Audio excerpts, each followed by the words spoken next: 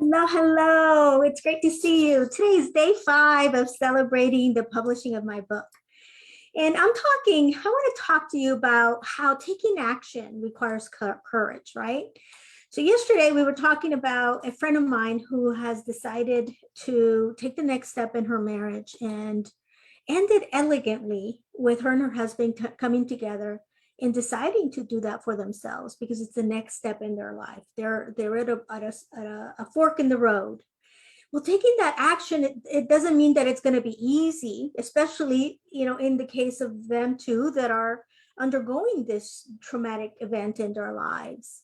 But it's something that she knows is right for her. She's attuned to her inner spirit, to her inner wisdom, and she knows that is the next step in her life. You may not agree based on religious experience or your life events, but everybody has their own journey, right?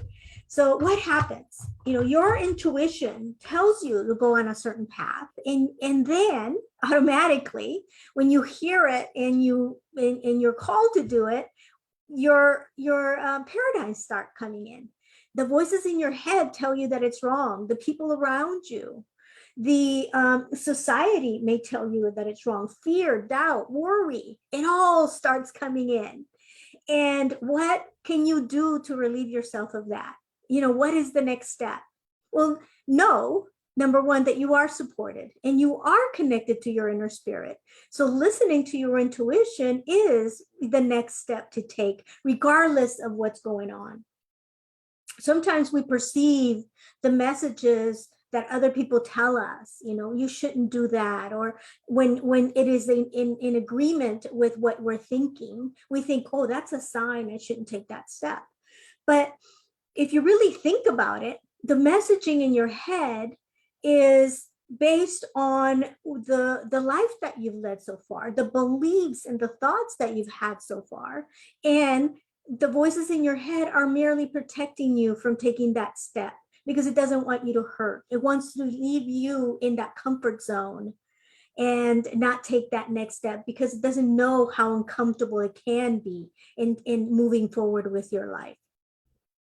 Listening to your higher self will be supported by spirit, by God, by infinite intelligence. And that is one of the tenets of knowing that when you are in a spiritual journey, you can take the steps knowing that you are going to be supported, and you are going to start seeing signs that it is the right thing to do. Doors will start beginning to open.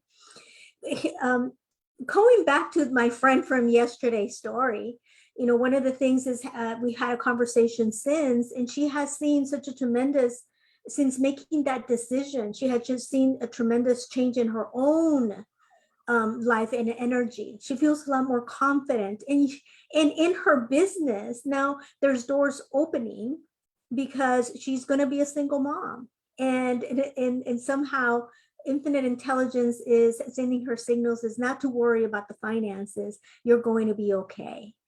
Here are some clients that you can count on, and everything is okay. So the signals that come right after that decision, and it's up to us to really look at the signals as well, right? Sometimes we fail to see the signals because we're so concentrating on how hard it can be or how difficult this next step is. So courage is the thing to hang on to, is the friend that we can befriend throughout our lives. Taking that next step with a courageous looking at our life and knowing that we've been courageous in the small steps that we've taken, and we've been so far, it's been fine. So one of the things that I like to do when I'm going to go into a new territory in my life is first set an intention. How is it? What is it that I want from this situation? What is it? What is the end result that I want? And this is from Stephen Covey's 7 Habits of Highly Successful People. One of the second habit is keeping the end in mind.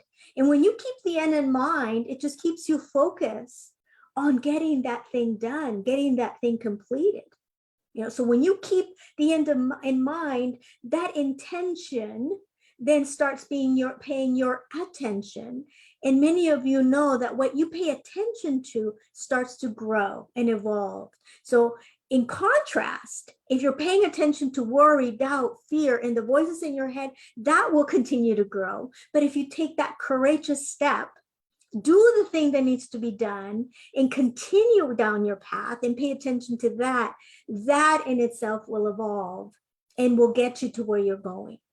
You know, resistance is the thing that you will face, but resistance is not aligned with flow. It's not aligned with infinite intelligence in what it's trying to tell you. So when you confront that resistance, also be aware that, you know, it's your time to perhaps pivot and do something different because it doesn't feel right.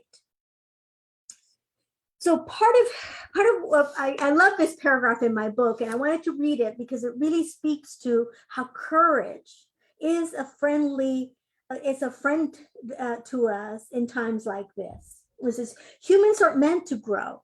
We are meant to grow. So in the steps that we're taking, in the steps that we are called to do, the end result is our growth. It's experiencing that something new, not staying inside our box and inside of our comfort zone, but actually experiencing the life that we're meant to live. So humans are meant to grow, and courage supports the decisions and actions you take while in this journey. Courage is your superpower. Courage is your superpower that helps you to see that you are meant to do that thing. You are meant to be that person. You are meant to grow.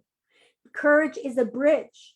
We don't enjoy crossing that bridge. But when we actually hit the end of that bridge, and we're on the other side, we celebrate our life because we can see how much we've accomplished, how much we have grown, and the person that we become in the process.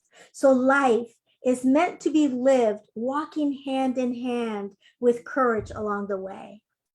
So with that, I love you very much, and I'll talk to you tomorrow, in which I will be celebrating day 6.